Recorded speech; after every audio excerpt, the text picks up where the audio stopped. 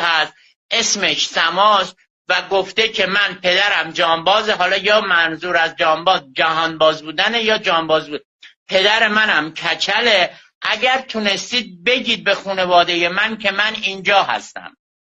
و باز دوباره مستند ما برگه‌ای داریم که بعد از یه مدت سما رو از اونجا میبرن به یکی از روستاهای اطراف بدخشان، در یک شهرستان کوچیکی تو یک روستایی سما رو میفروشند. سما رو اونجا میفروشند تو افغانستان و تا الان تا حدود شاید چند ماه پیش میگن سما به عقد یک نفر در اومده که توی لایحه وکیل نوشته متاسفانه ایشون هر روز مورد تعرض قرار میگیره و مورد شکنجه.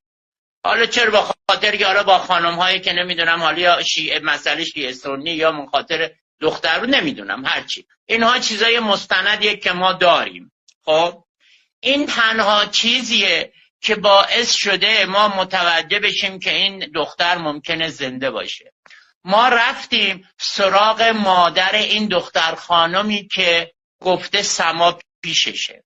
این دختر خانم 2 سال رو بوده شده، سما 3 ساله. این دختر خانم متاسفانه من 3 روز پیش با مادرش شیرازم الان 3 روز پیش با مادرش یه لایو گذاشتم، گفت دختر 16 ساله من بارداره، باردار شده بود و الان یک بچه داره. متوجه این؟ و الان ایشون توی افغانستانه و از افغانستان به ما گفتن 2.5 میلیارد پول بده، در غیر این صورت بچه تو نمیبینی. این یه کلیتی بوده که تا اینجا